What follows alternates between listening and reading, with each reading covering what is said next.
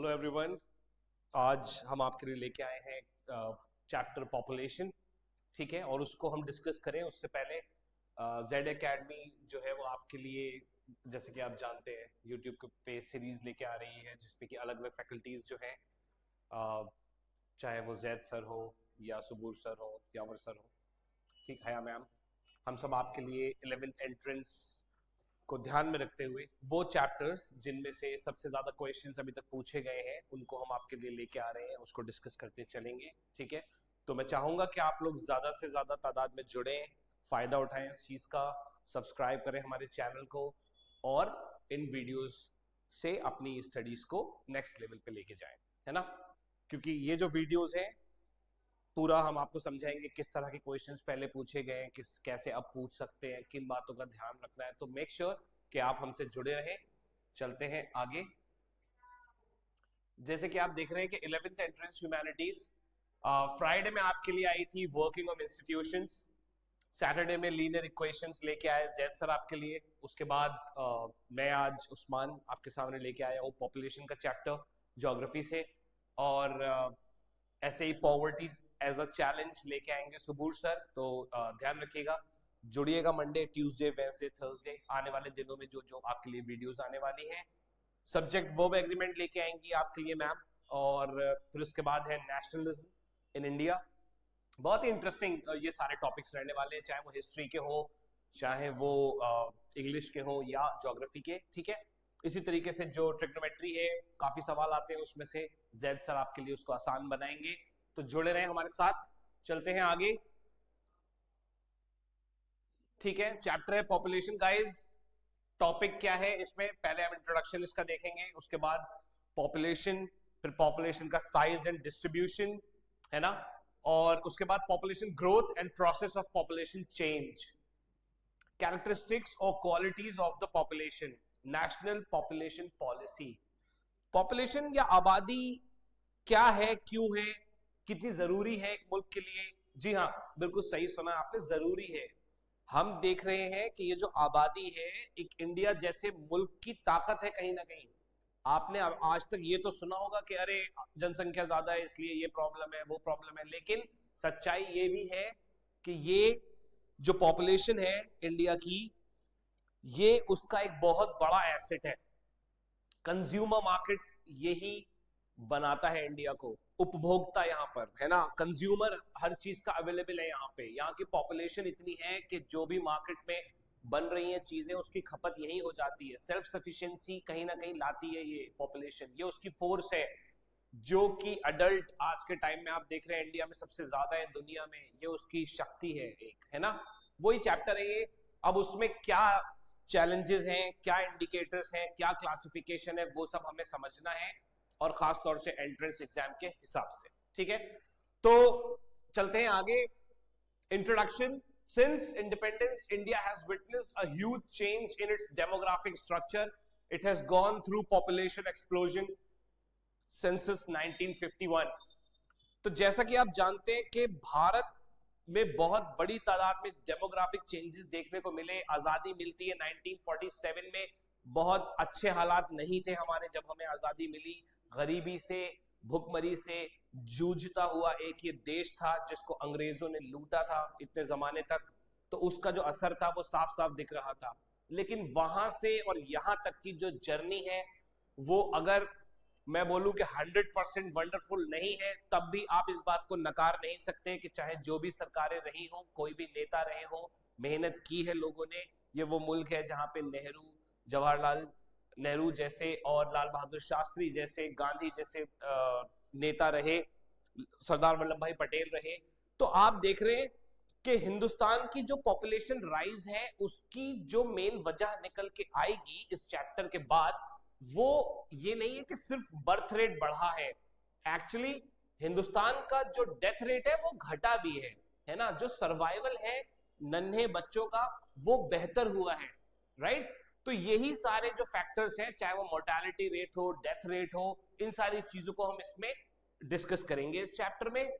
और आप देखेंगे कि किस तरीके से जो पॉपुलेशन है वो बहुत सारी चीजों पर डिपेंड करेगी। जैसे कि डेमोग्राफी की हमने बात करी, तो ऑफ कोर्स अगर हम घनत्व देखेंगे, डेंसिटी देखेंगे पहाड़ों पे, तो वो कम दिखेगी हमें, है ना। पॉपुलेशन वहां पे कम होती है क्योंकि पहाड़ों की टेरेन ऐसी है, पानी की अवेलेबिलिटी नहीं है, रोजगार नहीं है।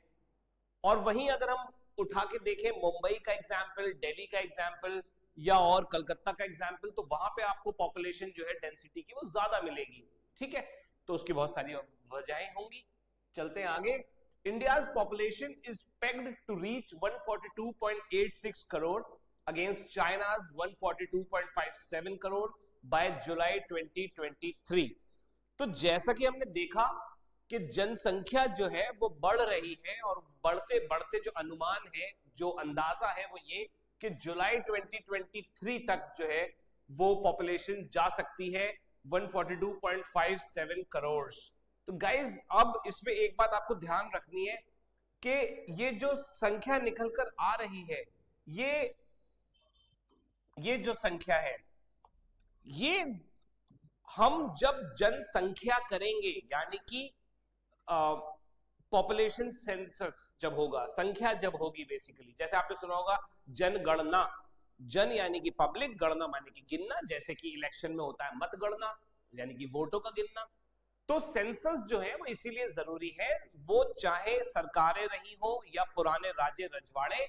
एने अकबरी तक में आपने देखा कि किस तरीके से राजा जो है, उसमें ये जिक्र मिलता है कि राजा जो है वो ये जानने की जिज्ञासा रखते हैं, कोशिश करते हैं, कदम उठाते हैं कि उनको मालूम चल सके कि उनके राज्य में कितनी जनसंख्या है, क्या वो काम कर रही है, किस पे कितनी जमीन है, ताकि उस हिसाब से वो उसके ऊपर टैक्सेशन लगा सके। तो ये सारी वजहें होती हैं कि जनसंख्या जरूरी है। जब तक हमारे पास पॉपुलेशन सेंसस निकल के नहीं आता, जो कि इस केस में 2011 का है हमारे पास लेटेस्ट, उसके बाद से जो है वो हुआ नहीं है। वैसे ये एवरी 10 इयर्स में होता है या होना चाहिए। तो ये क्यों जरूरी है? क्योंकि ये दिखाएगा कि बच्चे कितने हैं इस मुल्क में, जवान कितने हैं, एडोलेसेंट जो एक पॉपुलेशन कही जा रही है 10 to 19 इयर्स का जो एज ब्रैकेट है, बुजुर्ग कितने हैं। उसी से हमें मालूम चलेगा कि डिपेंडेंसी का रेशियो क्या है, यानी कि बच्चे, नवजात, छोटे बच्चे जिनकी न्यूट्रिशनल जो डिपेंडेंस है वो ऑफ कोर्स बाकी लोगों पे डिपेंड करेगी जो काम करते हैं, राइट। तो आपने देखा कि सेंसस इसलिए जरूरी है, और ये हमारी जो पॉपुलेशन है वो यहां तक अभी जा रही है, right. 25% of India's population is in the age group of 0 to 14। ये इसका एज ग्रुप है। तो आप देख रहे हैं कि कितनी बड़ी जो तादाद है वो बच्चों की है, फिलहाल छोटे बच्चों से लेके और उनसे बड़े, है ना, टीन्स की। तो ये कहीं ना कहीं एक शक्ति है भारत की। उसके बाद है 7% अबव 65 इयर्स। ये जो है वो गाइज डिपेंडेंट कैटेगरी में हम इसको कह सकते हैं, है ना, dependent because they are not working, और even if they are working they are not available for full time job opportunities, क्योंकि जो बंदा पहले रिटायर हो चुका है वो फुल टाइम अपॉर्चुनिटी नहीं होगी उसके पास कि वो दोबारा से हायर हो सकेगा काम के लिए। तो कहीं ना कहीं ये डिपेंडेंसी दिखाता है। 18% ये जो है, ये सवाल पहले आ चुका है, इसको हम कह देते हैं एडोलेसेंट एज ग्रुप। तो सवाल पहले आया था एएमयू में कि कौन सा एज ग्रुप है या किस उम्र के लोगों को जो है वो शामिल किया जाता है इस एडोलेसेंट एज ग्रुप में, ठीक है ना। तो आपने देखा कि 10 से 19 जो है वो शामिल किया गया है। 26% in the age bracket of 10 to 24 years. ये अगर सवाल आएगा तो आपसे पूछ सकते हैं भाई कितने प्रतिशत लोग जो है वो 10 से 24 साल तक की एज ब्रैकेट में आते हैं। उसके बाद है 68%, ये आपने देखा मेजर वर्कफोर्स इसमें हो जाएगी। 68% जो है लोग वो 15 से लेके और 64 साल की उम्र तक के हैं, ठीक है। 64। चलते हैं गाइज आगे।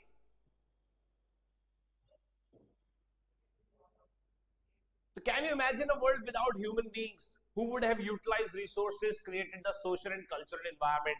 So now let's discuss what is a resource. Resource हर वो चीज नहीं है जो environment में available है। Resource वो चीज है जो कहीं ना कहीं इंसान के काम आ रही है। अगर कोयला खदान में है और वो इस्तेमाल नहीं हो रहा तो वो रिसोर्स नहीं है। अगर आज पानी से चलने वाली गाड़ी आ जाएगी तो फिर पानी को हम कह सकते हैं कि वो एक रिसोर्स है, एक फ्यूल की तरीके से हम इस्तेमाल कर रहे हैं। वो बात अलग है कि पानी वो बहुत बड़ा रिसोर्स है, हम उसको और भी बहुत सारी चीजों में इस्तेमाल करते हैं, but we are not considering water as a fuel resource, right? क्यों? क्योंकि हमें मालूम है कि H2O अगर हाइड्रोजन को हम अलग करके चला सकते हैं तो वो बहुत बड़ा हमारा फिर फ्यूल का रिसोर्स बन सकता है। कहने का मकसद ये है, इसी तरीके से जैसे कि हमने एक एग्जाम्पल लिया यहाँ पे कोल का, ऐसे हम एक एग्जाम्पल अगर ले ह्यूमंस का,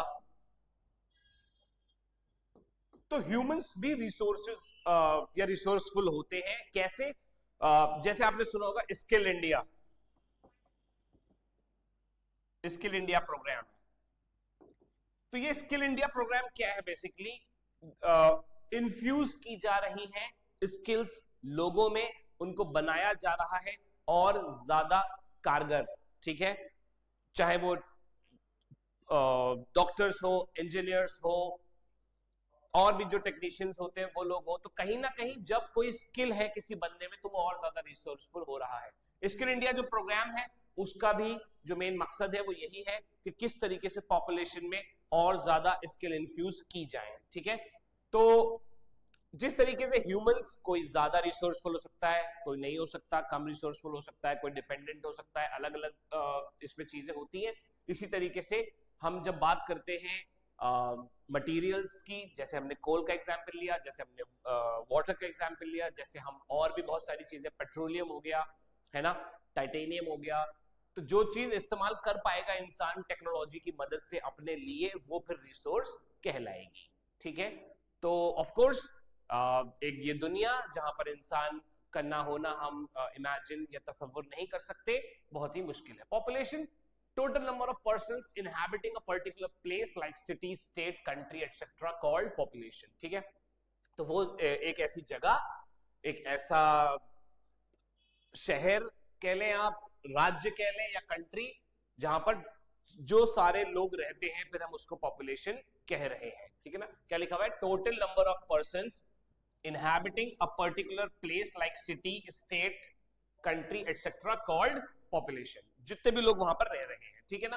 देखो, एक स्टेट जो है, अगर एक मुल्क की हम बात करें तो उसकी शर्त होती है कि उसकी एक बाउंड्री होनी चाहिए, वहां पे एक सरकार होनी चाहिए जो सोवरेन होनी चाहिए, और वहां पर एक पॉपुलेशन होनी चाहिए पहले से, है ना? उसकी एक पॉपुलेशन होनी चाहिए एक दायरे के अंदर। तो ये वाली बात चल रही है, ठीक है? तो चलते हैं आगे। Census is an official enumeration of population done periodically in India. The first census was held in year 1872, ठीक है ना? तो 1872 के बारे में इसमें लिखा हुआ है कि सेंसस होता है। आपसे यही सवाल पूछेंगे जब आप अपना रिवीजन भी करें, चाहे वो एनसीईआरटी की मदद से करें या कि कहीं किसी और रिसोर्स यानी किसी और किताब की मदद से करें, तो ध्यान रखिएगा ये सवाल आपसे पूछ सकते हैं कि पहला सेंसस कब हुआ, सेंसस कितने साल में होता है। तो हमने देखा कि कब हर 10 साल में होना चाहिए, और ऐसे ही ये हुआ है, ठीक है ना? The first complete census however was taken in the year 1881. So just make sure that you understand the difference between the question that has been asked, ठीक है? आपसे पूछा गया है कि पहला कंप्लीट सेंसस जो है वो कब हुआ है, तो 1881 में हुआ है। अगर आपसे पूछते हैं कि पहला सेंसस कब हुआ है, ये नहीं पूछा है आपसे कि कंप्लीट है या नहीं, लेकिन फर्स्ट कंप्लीट पूछा गया है तो 1881, और अगर वैसे पूछा गया है तो 1872। कितने वक्फे में या कितने इंटरवल पे होता है? हर 10 साल में ये होता है, ठीक है ना? वो बात अलग है कि फॉर एनी गिवन रीजन वो आगे बढ़ाया जा सकता है। टोटल पॉपुलेशन ऑफ इंडिया 2011 का सेंसस है, याद रखना guys, this is not a census that has been done last year. The latest census is, however, is from 2011, and it says that India stands at 121 crores in terms of population. Most populated state is Uttar Pradesh. Again, area के हिसाब से अगर बात की जाएगी तो राजस्थान है,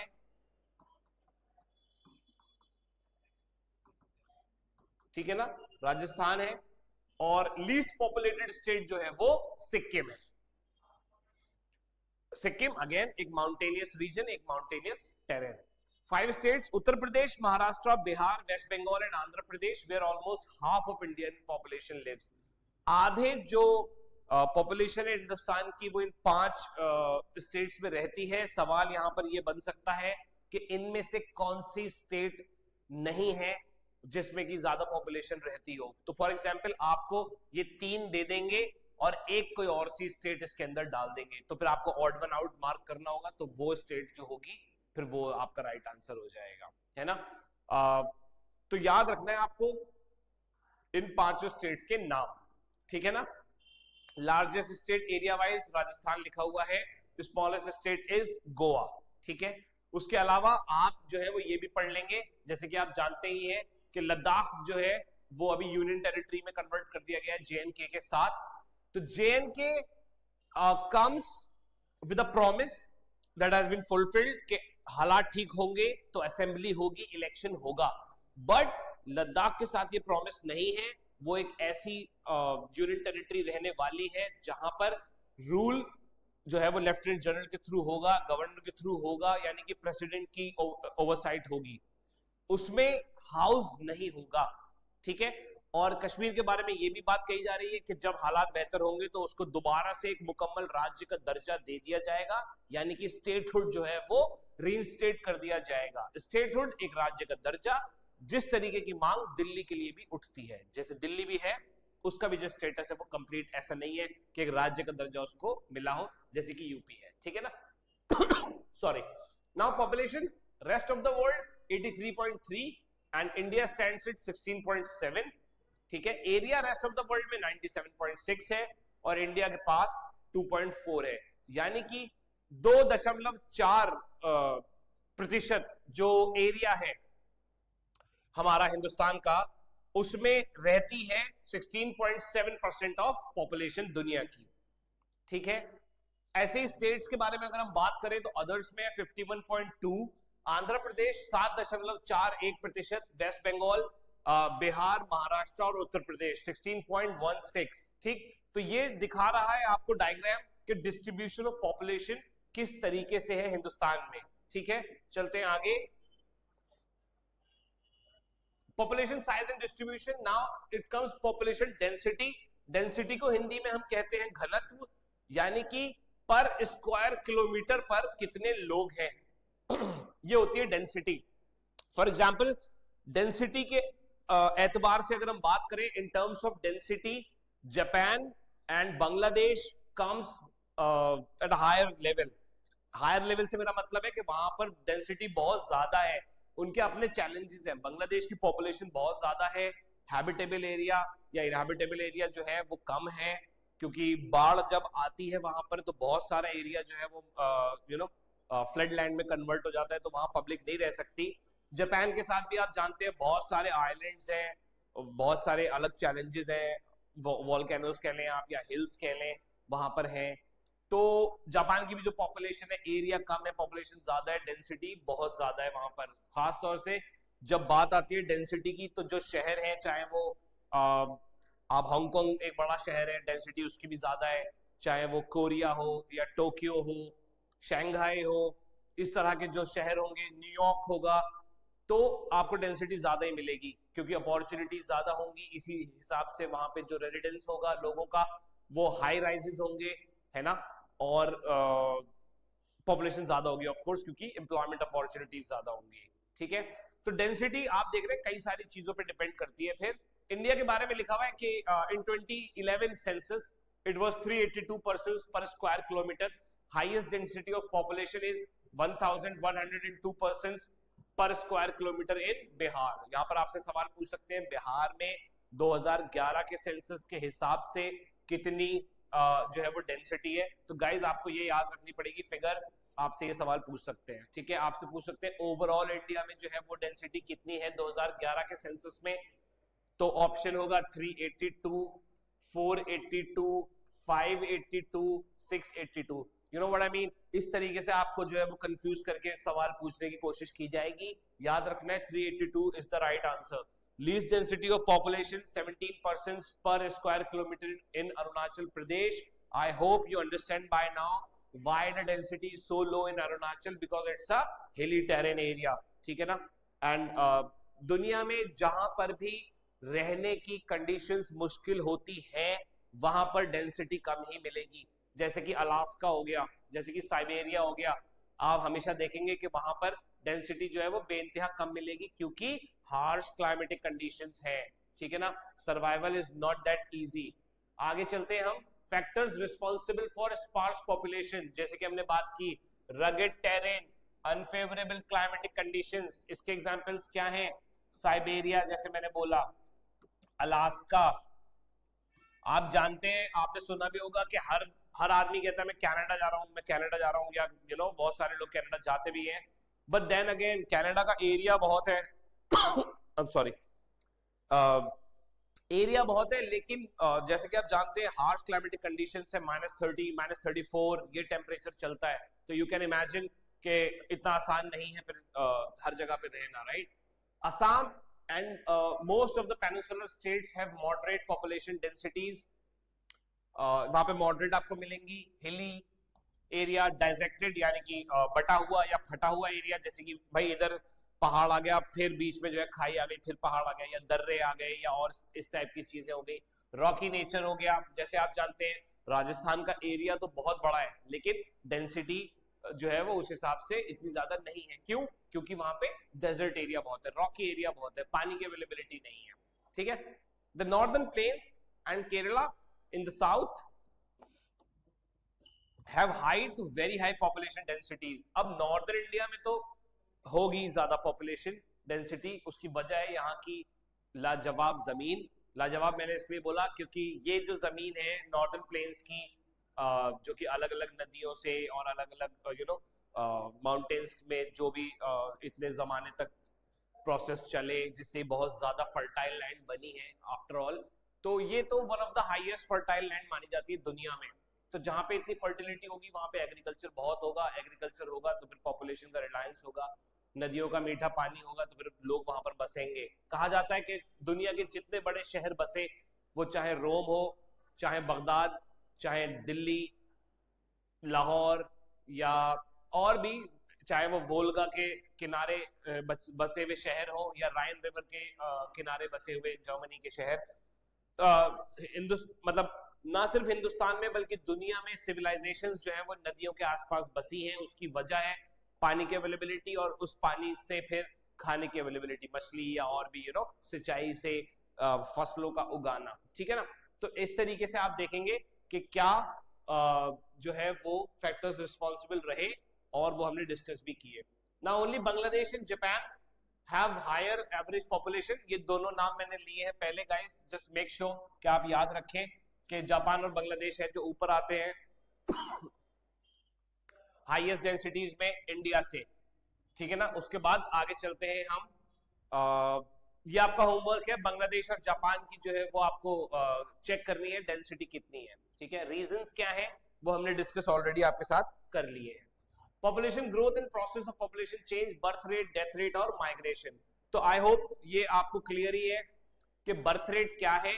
भाई जितने लोग पैदा हो रहे हैं, जितने बच्चे पैदा हो रहे हैं, आई मीन है ना, पॉपुलेशन में हम उसका रेशियो देख रहे हैं। उसके अलावा डेथ रेट, कितने लोग जो है वो अपनी जान खो रहे हैं, हमें छोड़ के जा रहे हैं हर साल। और माइग्रेशन वो है जहां से पे, चाहे वो इंटरनल माइग्रेशन हो या एक्सटर्नल, दो तरीके का माइग्रेशन है। एक तो ये है कि साहब एक कोई गांव से उठ के शहर आ गया, ये तो है इंटरनल माइग्रेशन। और एक जो होगा वो है एक्सटर्नल माइग्रेशन, जिसमें कि हम देखेंगे कि कोई अपने मुल्क को छोड़ के दूसरे मुल्क जा रहा है बसने के लिए, काम करने के लिए, पढ़ने के लिए, लॉन्ग टर्म, ठीक है ना। तो वो एक माइग्रेशन है, पलायन जिसको हम हिंदी में बोलते हैं, ठीक है। तो ये जो है वो फैक्टर्स है, चाहे वो डेथ रेट हो, चाहे बर्थ रेट हो, या माइग्रेशन, ये इसके जिम्मेदार हैं, ये इसके फैक्टर्स हैं, ठीक है ना, चेंज के पॉपुलेशन में। चलते हैं आगे। Population size and distribution. Growth of population refers to the change in number of inhabitants of a country during a specific period of time. खास बात है यहाँ पे specific period of time, एक खास वक्फे में, एक खास इंटरवल में हमने देखा कि जो ग्रोथ हो रही है पॉपुलेशन की वो क्या है। यानी कि growth of population refers to the change in the number of inhabitants of a country during a specific period of time. The change can be expressed in two ways, in terms of absolute numbers, पहले कितनी आबादी थी अब कितनी है, minus हम करेंगे, हमें पता चलेगा कि क्या डिफरेंस आया है, वो एब्सोल्यूट हो जाएगी अब की और पुरानी वाली, ठीक है ना, माइनस कर दिया। इन terms of percentage change per year, अगर हम प्रतिशत में देखेंगे तो फिर वो परसेंटेज हो जाएगी, है ना, परसेंटेज चेंज पर ईयर। ठीक है, चलते हैं आगे guys. Population size and distribution, annual growth rate in India's population has been steadily increasing from 361 million in 1951 to 1210 million in 2011. ठीक है, the magnitude and rate of India's population growth, year है 1951 का, total population है 361, absolute increase दिख रहा है 42 का, और annual growth जो है वो 1.25 है, ये इसकी annual growth rate है। उसके बाद 2001 में जो है ये 1028.7 है, 182.32 एब्सोल्यूट इंक्रीज दिख रहा है। मिलियंस में ये बात की जा रही है ना, मिलियन मतलब 10 लाख होता है, 1 मिलियन मतलब 10 लाख। ठीक है, तो और अगर दर की हम बात करें कि परसेंटेज में क्या चेंज आ रही है, तो वो फिर है 1.93। ठीक, तो आपसे पूछ सकते हैं भाई कि 1951 में टोटल पॉपुलेशन कितनी थी, तो आप बोलेंगे 361, आपसे बोलेंगे एब्सोल्यूट इंक्रीज कितना हुआ, तो 42.43, और एनुअल ग्रोथ कितनी थी, तो 1.25। लास्ट सेंसस से पहले 2011 से पहले जो सेंसस हुआ है 2001 में, उसके हिसाब से टोटल पॉपुलेशन है 1028, absolute increase in the decade 182 है, और एनुअल ग्रोथ रेट जो है वो 1.93 है। ठीक है ना, तो आपने ये चीज याद रखनी है गाइस, ये इंपॉर्टेंट है। ठीक है ना, और फिर उसके बाद ये वाली फिगर। ठीक, चलते हैं आगे।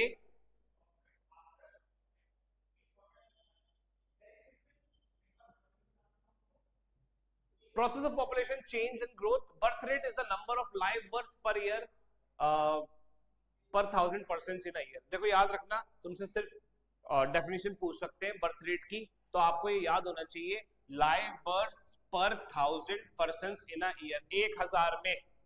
1000 में लाइव बर्थ्स हमने देखी है यहाँ पर, वो हम बर्थ रेट कह रहे हैं। इसी तरीके से birth rates have always been higher than the death rates, birth rate जो है वो हायर होती है डेथ रेट से। ठीक है, चलते हैं आगे। Death rate is the number of deaths पर 1000 पर्सन्स इन अ ईयर, कितने हजार लोगों पर, यानी कि हर 1000 पर कितने लोग दुनिया से गए, वो फिर डेथ रेट हो जाएगी। याद रखना, इंडिया का जो मेन वजह है पॉपुलेशन ग्रोथ की, वो high in decrease of death rate है। ठीक है ना, डेथ रेट का घटना जो है वो मेन वजह है। Till 1980 high birth rates and declining death rate, तो ये जो डिक्लाइन है डेथ रेट में, ये मेन वजह है, और ये बहुत अच्छा इंडिकेटर भी है, यानी कि जो पॉपुलेशन है उसकी लंबी उम्र, एक एवरेज एज जो है वो भी बढ़ रही है। जो छोटा बच्चा पैदा हो रहा है उसके सर्वाइवल के चांसेस यानी कि बेहतर हो रहे हैं, बेटर हेल्थ कंडीशंस यहाँ पर दी जा रही हैं, बेटर मेडिकल फैसिलिटीज हैं, ये सारे इंडिकेट करते हैं ग्रोथ को किसी भी कंट्री के। Till 1980 high birth rates and declining death rate, ये आपसे ट्रेंड पूछ सकते हैं कि भाई क्या ट्रेंड रहा है। ठीक है ना, टिल 1980 क्या ट्रेंड था, और उसके बाद since 1981 birth rates have also started declining gradually, birth rate में भी कमी आई है। बर्थ रेट में जो कमी आई है, इसका एग्जांपल अगर हम दुनिया में कहीं देखते हैं तो वो भी जापान है।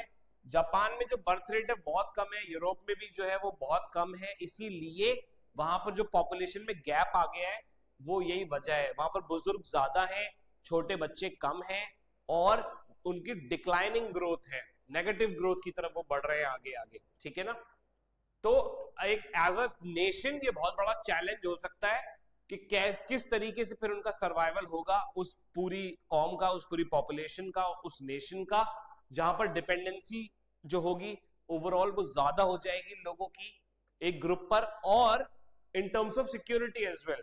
ठीक है ना, दो इट इज ट्रू कि nowadays security isn't about numbers, ऐसा नहीं है कि बहुत बड़ी सेना है तो ही जीत सकती है, but then again you need to have certain number of people to defend a territory. किसी भी राज्य को या किसी भी मुल्क को बचाने के लिए एक खास नंबर तो जो है वो लगेगा ही।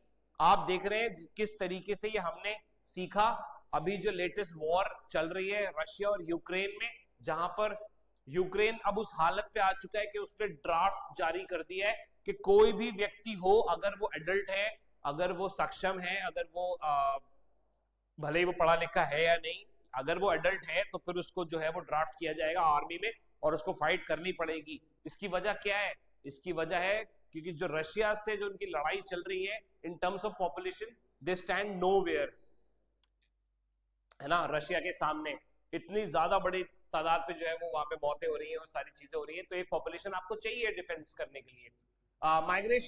माइग्रेशन जो है वो मूवमेंट है लोगों का अक्रॉस रीजन्स एंड टेरिटरीज, अब वो चाहे इंटरनल हो या एक्सटर्नल हो। Internal migration the movement of people with in the country, and external migration the movement of people between the countries. एक मुल्क से दूसरे मुल्क जा रहे हैं। Of course under developed countries या डेवलपिंग कंट्रीज से लोग जो है वो जाते हैं, मुहाजिर कहलाते हैं, दूसरी कंट्रीज में जाते हैं, चाहे वो बेटर एजुकेशन के लिए हो, बेटर लाइफ के लिए हो, बेटर जॉब्स के लिए हो। तो इसीलिए आप देखते हैं अभी जो अमेरिका वाला चल रहा है, H1B वीजास का मैटर चल रहा है, सारी चीजें क्या है वो सब माइग्रेशन की तो देन है ना। लोग दूसरी जगहों पे जाते हैं। तो internal migration with in a country होता है, external migration between the country होता है, ठीक है ना, मतलब एक मुल्क से दूसरे मुल्क। Internal with in a country होगा, मुल्क के अंदर। जैसे कि कोई बिहार में था, वो काम करने के लिए दिल्ली चला गया है, कोई यूपी में था, वो काम करने के लिए मुंबई में चला गया है, तो वो फिर इंटरनल माइग्रेशन है। एक दो दिन के लिए कोई जा रहा है, घूमने के लिए जा रहा है, तो वो माइग्रेशन नहीं कहलाएगा, ठीक है ना। In India most migrations have been from rural to urban areas because of. अब एक ये है चीज जो आपको ध्यान रखनी है कि कुछ होते हैं पुल फैक्टर्स, पुल खींचना और पुश धकेलना, है ना, अपने से दूर। तो गांव जो है वो ना चाहते हुए भी अपने लोगों को जो है वो बाहर की तरफ निकाल रहा है। क्यों निकाल रहा है, या लोग क्यों निकल रहे हैं वहां से? अच्छी जिंदगी के तलाश में, अच्छी एजुकेशन की तलाश में, अच्छी नौकरी की तलाश में, बेटर मेडिकल फैसिलिटीज की तलाश में, एक सुनहरे फ्यूचर के लिए। वो एक अलग बात है कि उनके चैलेंजेस क्या है, फिर शहर आके वो क्या सर्वाइवल है, किस तरीके की कंडीशन है शहर में, कितना वेलकमिंग है शहर का माहौल उनके लिए, वो एक अलग चीज है। मगर ये जो है चीजें जो खींचती हैं अपनी तरफ, जो आकर्षित करेंगी, वो पुल फैक्टर्स हो जाएंगे, और जो चीज धकेलेगी वो पुश फैक्टर्स हो जाएंगे। तो शहर की चकाचौंध, शहर की अच्छी जिंदगी, शहर की नौकरी, ये बेटर लाइफस्टाइल, ये जो चीजें हैं ये खींच रही हैं अगर, तो फिर ये पुल फैक्टर्स हैं, और जो चीजें धकेल रही हैं वो पुश फैक्टर्स हैं। तो यही फैक्टर्स होते हैं जो कि माइग्रेशन के पीछे की वजह है। एडवर्स कंडीशंस ऑफ पॉवर्टी, गांव में जो है वो बहुत ज्यादा गुर्बत का होना, पॉवर्टी का होना। Unemployment in the rural areas, unemployment है भाई, सीजनल एम्प्लॉयमेंट है, खाली मटर का टाइम है तो मटर छील ली, गन्ना काटना है तो गन्ना काट दिया, फुल फ्लेज 12 महीने का नहीं है, राइट। तो इंक्रीज एम्प्लॉयमेंट अपॉर्चुनिटीज शहरों की, ये उनको बुलाती है, और उसके अलावा better living conditions in cities, ये जो है वो खींचती है। तो ये हमने डिस्कस किया आपके सामने, पुल एंड पुश फैक्टर्स, ठीक है। चलते हैं आगे। Population growth and process of population change, effects of migration, it changes the population size, size change होगा। अगर हम बात कर रहे हैं अलीगढ़ के कंटेक्स्ट में, तो बहुत सारे बच्चे पढ़ने के लिए आएंगे, तो फिर अगर आप यहाँ पे स्टडी करेंगे, आप देखेंगे कि जो पॉपुलेशन बच्चों की होगी वो या एडल्ट्स की होगी, यूथ की होगी, वो ज्यादा निकलेगी। लेकिन किसी और शहर में ऐसा होना जरूरी नहीं है। क्यों? क्योंकि यहाँ की यूनिवर्सिटी बहुत सारे लोगों को अपनी तरफ बुला रही है। इसी तरीके से अलग अलग जगहों पे अलग अलग चीजें देखने को मिलेंगी। चेंजेस द पॉपुलेशन साइज, ठीक है ना। अब जैसे बॉलीवुड हो गया या मुंबई की और इंडस्ट्रीज हो गई, अगर आप मुंबई का निकालेंगे तो पॉपुलेशन का साइज चेंज हो जाएगा। It change the population composition, composition भी चेंज होगा, लड़के लड़कियां, है ना, छोटे बच्चे, उससे बड़े, इस तरीके से, ठीक है ना। Urban and rural population in terms of age and sex composition, ठीक। तो ये सारे जो है वो इफेक्ट्स है माइग्रेशन के। माइग्रेशन जो है वो ऑफ कोर्स लीगल भी है और इलीगल भी है। आपने एक मूवी आई थी अभी डंकी, देखा होगा, इलीगल माइग्रेशन के ऊपर है। लोग किस तरीके से जो है वो बॉर्डर क्रॉस करके अपनी जान को जोखिम में डाल के जो है वो अमेरिका में एंट्री करते हैं, वो चाहे मैक्सिको हो, चाहे आपने देखा कोलंबिया से जा रहे हैं, या कनाडा से भी इनफैक्ट यूएस में जाते हैं। लीबिया से जो है वो बहुत बड़ी तादाद में लोग गए हैं। मोरक्को से स्पेन के लिए जाते हैं, है ना, तो यूरोप में एंट्री लेने के लिए। तो ये है migration. Age composition, the age composition of a population refers to the number of people in different age groups in a country. अब 15 से 59 तक कितने हैं, तो 59 हो गया परसेंट। 0 to 14 34% है, ये सवाल बन सकते हैं यहाँ पर, है ना। 7% 60 एंड अबव है। उसके अलावा 2011 के सेंसस में 29% है, 8% है एंड देन 63% है। तो आप देख रहे हैं इंडिया में जो है वो 15 से 59 का जो एज ब्रैकेट है वो सबसे ज्यादा है, ठीक है।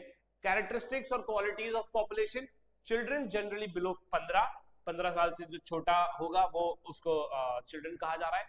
Working age 15 to 59 years, they are economically productive, biologically reproductive, economically भी productive है, biologically भी reproductive है, और उसके बाद एज जो है वो 59 years की है। ये सब एजेड कहला रहे हैं, बुजुर्ग कहला रहे हैं, ठीक है।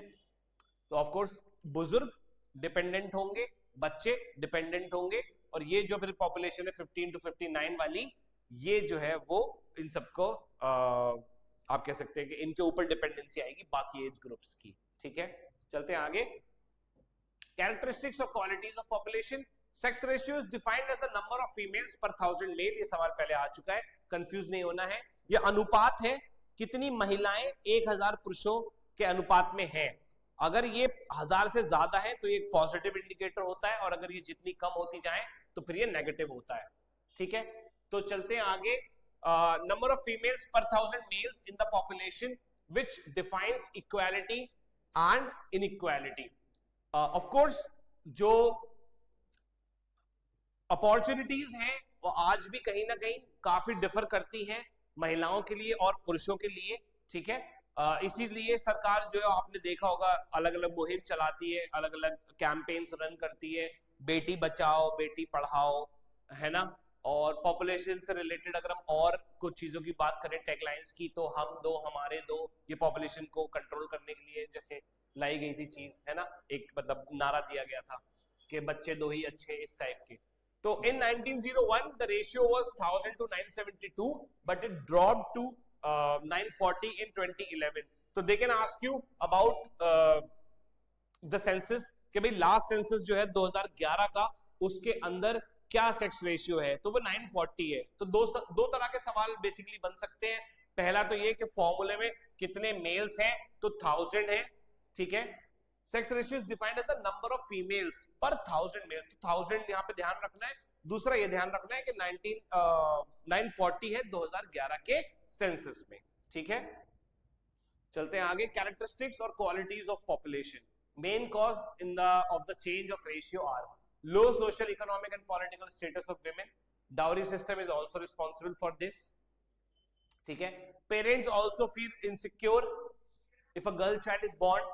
Kerala has a sex ratio of 1084 females per 1000 males and Pondicherry has 1038 females for every 1000 males. So this is positive, है ना। 1000 का तो फॉर्मूला है ही, और this is positive. ये नेगेटिव क्यों जाता है या क्यों जा रहा है? जहां पर एजुकेशन की कमी है, जहां पर कुप्रथा है, क्योंकि ऐसा भी होता था पुराने जमानों में, बहुत सी अलग अलग सिविलाइजेशन में देखा गया है कि अगर कोई गर्ल चाइल्ड पैदा होती थी तो उसको जो है वो मार दिया जाता था, उसको अशुभ माना जाता था, इस टाइप की चीजें। तो वहां पे एजुकेशन की बहुत ज्यादा जरूरत है, और अब जो है वो काफी हालात चेंज हुए भी हैं thanks to the efforts of all the governments in power. उन्होंने सोशल लेवल पे भी जो है वो चेंज लाने की कोशिश की है माइंडसेट में। जैसे कि भी आपने देखा कि पहली दफा आईसीसी वर्ल्ड कप जीता विमेन टीम ने इंडिया की, तो that's a huge moment of proud for all of us, है ना। तो low social economic and political status of women होता था, इसकी ये एक वजह थी। डाउरी सिस्टम ये दूसरी वजह थी। पेरेंट्स जो है वो इनसिक्योर फील करते थे, तो ये सारे फैक्टर्स रहे डिक्लाइन में, ठीक है। लिटरेसी रेट की बात चल रही है। According to the census 2011 person aged 7, guys इसके ऊपर ये सवाल बन चुका है पहले कि उम्र कितनी मानी जाती है साक्षर होने की। तो कोई भी बंदा जो कि 7 साल से ऊपर हो और रीड और राइट कर सकता हो और अंडरस्टैंड कर सकता हो कोई लैंग्वेज, उसको जो है वो लिटरेट कहा जाएगा। लिटरेट, ठीक है ना। साक्षर, लिटरेट का मतलब ये नहीं कि वो कोई बहुत बड़ा स्कॉलर हो गया है। लिटरेट का मतलब ये है कि वो साइन कर सकता है अपने किसी एक भाषा में, ठीक है। हमने उसका बार ये रखा है कि भाई अपना अगर नाम लिख लेता है कोई तो फिर वो लिटरेट माना जाएगा, सेंसस ऑफ 2011 इज 73% लिटरेसी है इंडिया में, जिसमें से आप देख रहे हैं कि महिलाओं में कम है, 64% है, 64.6 और 80.9 पर सेंट फॉर मेल्स, ठीक है ना। तो आपसे मेल और फीमेल की लिटरेसी रेट के बारे में पूछ सकते हैं एज पर 2011 सेंसस, और आपसे पूछ सकते हैं कि ओवरऑल कितनी है हमारी लिटरेसी रेट, ठीक है। एक और जो अहम सवाल था, मैंने बताया आपको पहले पूछ चुके हैं कि 7 साल एज क्या है साक्षर वाली, तो वो 7 साल रखी गई है, ठीक है। The distribution of population according to different types of occupation is referred to as the occupational structure. कौन किस तरह के कामों में लगा हुआ है, कितने परसेंट पॉपुलेशन किधर है, प्राइमरी एक्टिविटीज, सेकेंडरी और टर्शियरी एक्टिविटीज, ठीक है ना। प्राइमरी में एग्रीकल्चर हो गया, सेकेंडरी में जो है वो हो जाएगा मैन्युफैक्चरिंग, और फिर टर्शियरी जो है वो अगेन सर्विस इंडस्ट्री हो गई, जो कि बहुत पॉश है, ठीक है ना। तो ये ऑक्यूपेशनल स्ट्रक्चर है इंडिया का, जिसको हमने डिस्कस किया है।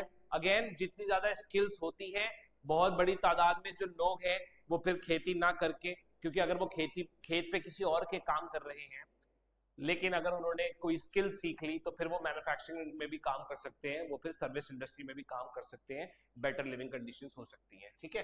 तो ये हम देख रहे हैं कहीं ना कहीं रुझान आता हुआ, जिसके लिए सरकार भी मेहनत करती है, ठीक है। About 64% of India's population engaged only in agriculture. Of course, जैसे कि इंडिया एक एग्रेरियन इकोनॉमी है, तो हमने देखा कि सबसे ज्यादा जो पॉपुलेशन है वो एग्रीकल्चर में ही लगी हुई है, 64%। ये सवाल आपसे पूछ सकते हैं कि किस में लगी हुई है, कितने परसेंट में। proportion of population dependent on secondary and tertiary sector is about 13 and 20। तो गाइज ये तुम्हें याद रखना है कि सेकेंडरी और टर्शियरी सेक्टर में कितने परसेंट जो है वो इसमें लगे हुए हैं पॉपुलेशन में, ठीक है। चलते हैं आगे। Characteristic or qualities of the population health. There has been a significant improvement in health conditions in India. Death rates have declined from 25 per thousand in 1951 to 8.1 in 1000 in 2001। जो बात मैंने आपसे पहले बोली थी कि इंडिया की पॉपुलेशन इंक्रीज के पीछे क्या है एक अच्छी बात, वो यही है कि डेथ रेट्स में जो है वो डिक्लाइन हुआ है, ठीक है ना। ये आपको याद रखना है कि 25 पर थाउजेंड था 1951 में, और उसके बाद 8.1 हो गया पर थाउजेंड इन 2001, ठीक है। तो आप देख रहे हैं पहले 25 लोगों की जो मृत्यु हो जाती थी पहले 1000 में लगभग 1951 में, लेकिन वो हालात बेहतर होके 8.1 हो गया है 1000 में 2001 में, ठीक है। Life expectancy at birth has increase from, जन्म के वक्त जो लाइफ एक्सपेक्टेंसी थी वो हुआ करती थी पहले 36.7 1951 में, लेकिन वो बढ़कर हो गई है 64.6 ईयर 2001 में, ठीक है। तो this is what life expectancy is about. Japan की बहुत ज्यादा है, लाइफ एक्सपेक्टेंसी 85 प्लस है। ऐसी और कई कंट्रीज हैं जो बहुत डेवलप्ड है, उनकी बहुत ज्यादा है। The improvement is due to improvement in public health. सरकारी अस्पताल पहले बिल्कुल नहीं होते थे, फिर बेहतर हुए, फिर और बेहतर होते गए, ये इसकी वजह है, पब्लिक हेल्थ बेहतर हुई। प्रिवेंशन ऑफ इन्फेक्शियस डिजीजेस, जैसे पहले पोलियो था, चिकन पॉक्स था, स्मॉल पॉक्स था, ऐसे बहुत सारी और बीमारियां थी जो फैला करती थी, फिर उनके टीके आ गए, वैक्सीनेशन आए, ये सारी चीजें है ना। टीबी का इलाज जैसे कि पहले नहीं था, अभी है। Application of modern medical practices, diagnose करने के लिए अभी सिटी स्कैन्स हैं, एमआरआईज हैं, और भी बहुत सारी चीजें हैं जो कि की जाती हैं, है ना। तो ये एक और चीज है जिससे बेहतर हुआ। Characteristics of population in India, quality of population और हेल्थ इंप्रूवमेंट, ये सारी बातें जो है वो चल रही है आपके सामने। चलते हैं आगे। Health is still a major concern of India, ये बात तो सच है कि हेल्थ अभी हमने काम किया है, लेकिन still we are not at that point where we can say that yes we have done enough for our population, कि हमारी जो मेडिकल सर्विसेज है वो बहुत अच्छी हो चुकी हैं। We are nowhere near America, we are nowhere near Japan और स्वीडन, जर्मनी। क्यों? क्योंकि वहां पर जो है वो बेटर मेडिकल फैसिलिटीज है, बेटर चीजें हैं, माल न्यूट्रिशन नहीं है। अभी भी आप देख रहे हैं गरीबी इतनी ज्यादा है हिंदुस्तान में कि माल न्यूट्रिशन नहीं है। इन्हीं चीजों को कम करने के लिए आपने देखा मिड डे मील चलती है, इसीलिए आपने देखा है कि किस तरीके से एफसीआई के जो गोदाम होते हैं, फूड कॉर्पोरेशन ऑफ इंडिया के, वो वहां से जो है वो पब्लिक डिस्ट्रीब्यूशन सिस्टम पीडीएस, है ना,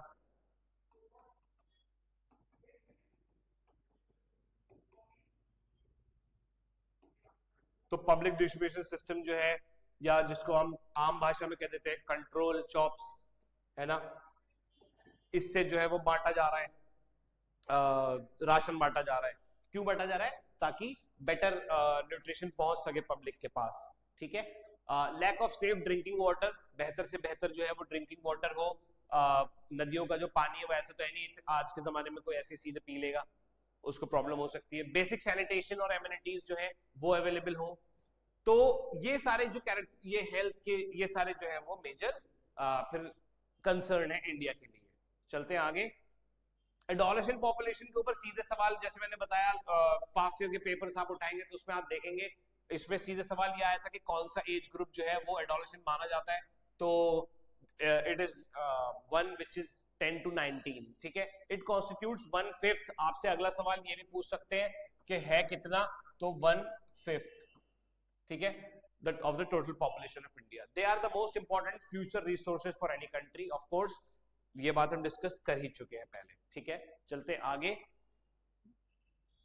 In India, the diet available to adolescent is inadequate in all nutrients. Nutrients की देखो भी कमी है ही, कहीं ना कहीं लोग बैलेंस डाइट नहीं लेते या नहीं मिल पाती, या गरीबी इतनी ज्यादा है, या जो प्रैक्टिसेस हैं हमारी कुक करने की फूड को, वो हमारे न्यूट्रिएंट्स खत्म कर दे रही है, कि तला हुआ चल रहा है खाना, और इस टाइप की चीजें हैं। तो उस पर काम करने की जरूरत है of course as a nation हम सबको। और हम देखते हैं आज की तारीख में किस तरीके से बहुत ज्यादा शुगर बढ़ रही है लोगों में, बहुत डायबिटीज के जो प्रॉब्लम्स आ रही है, हार्ट की जो प्रॉब्लम आ रही है। A large number of adolescent girls suffer from anemia, anemia खून की कमी, है ना, ये भी देखने को मिल रही है। तो ये सारी चीजें हैं, ठीक। The family planning program initiated by Government of India in 1952।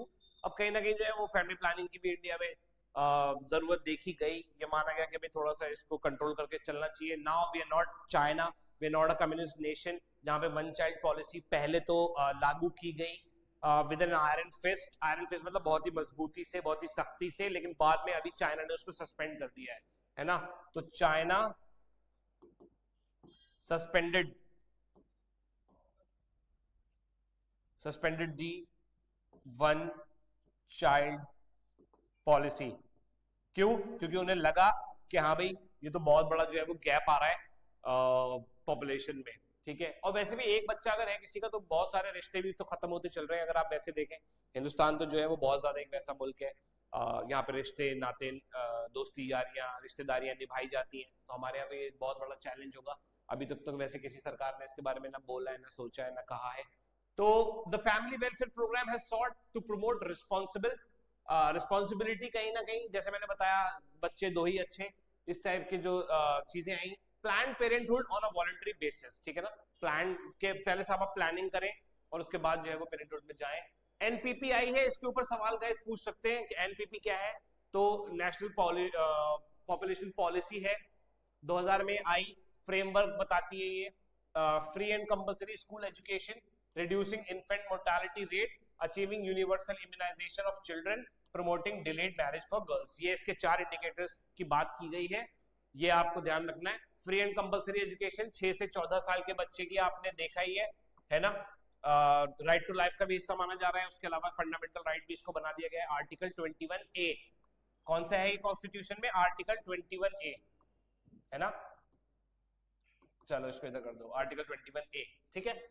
Infant mortality rate, बेहतर जच्चा और बच्चे के लिए सुविधाएं, बच्चे की, ताकि छोटा बच्चा जो है उसकी डेथ ना हो जस्ट राइट आफ्टर बर्थ। उसके बाद यूनिवर्सल इम्यूनाइजेशन, जैसे टीकाकरण के प्रोग्राम्स हो गए।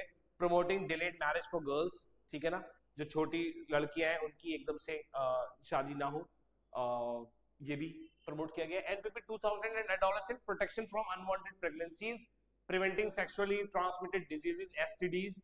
तो इसके लिए भी जो है वो सरकार ने काम किया, अवेयरनेस के लिए, कि किस तरीके से अवेयरनेस जो है वो उसकी बढ़ाई जाए और अनवांटेड या अनप्लान्ड प्रेगनेंसीज ना हो। इसके बहुत सारे आपने टीवी पे कमर्शियल्स देखे होंगे जो आते रहते हैं इसको अवेयर करने के लिए, ठीक है ना। तो इसके लिए प्रोग्राम क्यों बनाया गया है? Towards encouraging delayed marriage and child bearing, education of adolescent about the risk of unprotected sex, making contraceptive services accessible and affordable, providing food supplements, nutritional services, strengthening legal measures to prevent child marriage, ठीक है ना। तो ये family planning के अंदर आएगा। आप इसको ध्यान से एक बार पढ़ लें कि डिलेड मैरिज एक इसका इसको बताया गया है, चाइल्ड बेयरिंग, ठीक है। चाइल्ड बेयरिंग हो गया, education of adolescent about the risk of unprotected sex हो गया, कॉन्ट्रासेप्टिव सर्विसेज हो गई, फूड सप्लीमेंट्स हो गए, न्यूट्रिशनल सर्विसेज हो गई, और strengthening legal measures to prevent child marriage. Child marriage को जो है वो बैन किया गया इसीलिए, और डाउरी को लेके जो है वो सख्त से सख्त कानून लाए गए। तो ये थी हमारी आज का जो चैप्टर था पॉपुलेशन, उसको लेके जो हमने आपके साथ डिस्कस किया।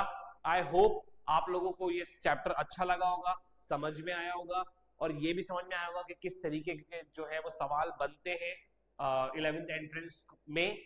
तो इसी तरह के चैप्टर्स के डिस्कशंस आई होप आप और भी चाहेंगे तो हमसे जुड़े रहिए जेड एकेडमी से, और आने वाले दिनों में जो बाकी टीचर्स आपके लिए वीडियोस लेके आने वाले हैं उनको एंजॉय कीजिए और अच्छे से अपनी तैयारी कीजिए।